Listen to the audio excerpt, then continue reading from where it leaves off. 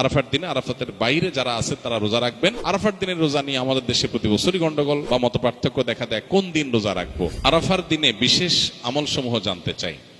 আরাফার দিনে একদিকে হাজী সাহেবদের জন্য আমল, আরেকটা হলো যারা আরাফার ময়দানে নাই তাদের জন্য আমল। যারা হাজী সাহেবরা আরাফার ময়দানে অবস্থান করছেন তাদের জন্য ওই দিনের সবচেয়ে শ্রেষ্ঠ আমল হলো লা ইলাহা ইল্লাল্লাহু ওয়াহদাহু লা শারীকা লাহু লাহুল মুলকু ওয়া লাহুল হামদ ওয়া হুয়া আলা কুল্লি শাইইন কাদির। এটা মহব্বতের সাথে অর্থ বুঝে ধীরে ধীরে বারবার করে পড়তে থাকা, এটা হলো সবচেয়ে বেশি প্রয়োজনীয় কাজ। কেন? কারণ নবী করিম সাল্লাল্লাহু আলাইহি সাল্লাম বলেছেন যে খায়রুদ দুআ দুআউ ইয়াউমি আরাফা, আরাফাত দিনের দোয়া হলো শ্রেষ্ঠ দোয়া।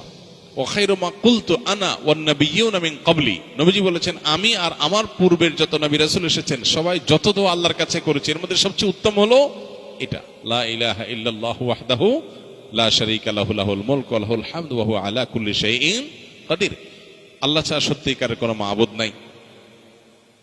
লা ইলাহা ইল্লাল্লাহ ওয়াহদাহু লা শারীকা লাহু, তিনি একক এবং তার কোনো শরীক নাই।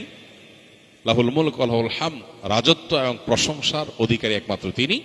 ওহু আলা কুল্লি শাইইন কাদির, তিনি সব কিছু করতে সক্ষম। বাহ্যিক দৃষ্টিকোণ থেকে এই বাক্যগুলোর মধ্যে কোনো প্রার্থনা নাই, তাহলে এগুলোকে দোয়া বলা হচ্ছে কেন, সেটা নিয়ে অনেক আলাপ আছে এবং মুহাদ্দিসিন ইকরাম একমত যে এইগুলো দোয়া।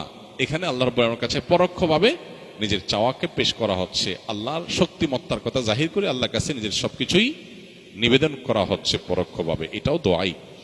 তো এটা হলো আরাফার ময়দানে যারা হাজির অবস্থান করবেন তারা সবচেয়ে বেশি পড়বেন।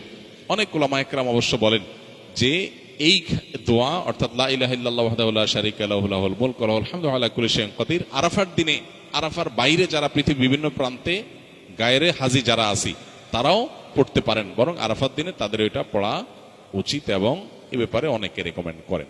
তাহলে একটা করে নিয়ে পেলাম লা ইলাহা ইল্লাল্লাহু ওয়াহদাহু লা শারীকা লাহু, এটা পড়া। এবং আরাফাতের দোয়াকে সবচেয়ে শ্রেষ্ঠ দোয়া বলা হয়েছে, এই জন্য হাজী সাহেবরা বিশেষ করে যারা সেখানে অবস্থান করছেন ওই দিন একবারে সূর্য ডুবা পর্যন্ত, জোহর থেকে নিয়ে সূর্য ডুবা পর্যন্ত পুরা সময়টা দোয়ার ভিতরে ডুবে থাকা, এটা হলো সবচেয়ে বড় কাজ। আর যারা আরাফায় নাই, আরাফার বাইরে আছে, যারা হজে যাচ্ছেন না, তারা আরাফার দিনটাতে তারা রোজা রাখবেন। আরাফার দিনের রোজা নিয়ে আমাদের দেশে প্রতি বছরই গন্ডগোল বা মত পার্থক্য দেখা দেয়, কোন দিন রোজা রাখবো।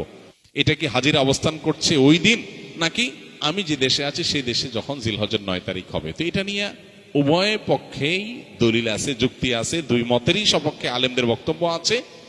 সেক্ষেত্রে তুলনামূলকভাবে আমি যে দেশে আছি সেই দেশে জিলহজের 9 তারিখটা হলে সেটাকে আরাফার দিন হিসাবে, আরাফার দিন যদিও বাহ্যিকভাবে মনে হয় যে আরাফার ময়দানের সাথে সংশ্লিষ্ট, কিন্তু আসলে এই যে দিনগুলা ইয়াউমুত তারবিয়া, ইয়াউমে আরাফা, ইয়াউমুন নাহার, ইয়াউমুত তারবিয়া বলা হয় জিলহজের 8 তারিখকে, ইয়াউমুল আরাফা বলা হয় জিলহজের 9 তারিখকে, ইয়াউমুন নাহার বলা হয় জিলহজের 10 তারিখকে।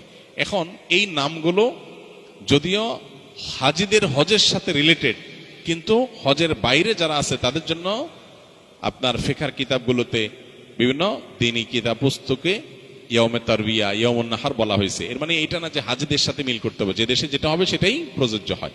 তো সেই আলোকে ইয়াউমে আরাফা আপনি যেখানে অবস্থান করছেন সেখানকার 9 তারিখ হিসাবে রোজা রাখতে পারেন। যদি আপনার কাছে বেশি মনে হয় যৌক্তিক যে না হাজিদের অবস্থানের সাথে মিল করে রাখাটা, যেহেতু নামের মধ্যেই ইয়াউমে আরাফা আছে, অতএব ওইটা আমি রাখবো, তো সেক্ষেত্রে আমি সেটাও করতে পারেন, কোনো অসুবিধা নাই। কোন কোন রেওয়ায়েতের আলোকে জিলহজের প্রথম 9 দিনের প্রত্যেক দিন রোজা রাখা উচিত, কারণ মা মিন আইয়ামিন আল আমালুস সালিহু ফিহিন্না আহাব্বু ইলাল্লাহ মিন হাযিহিল আইয়াম, বুখারীর হাদিস রয়েছে। এই দশকটাতে এমনি নেক আমল করা উচিত। অতএব নফল রোজা আপনি প্রথম সবগুলো দিন রাখতে পারেন, তাহলে আর কোনো ইখতিলাফের ঊর্ধ্বে এমনি উঠে গেলেন।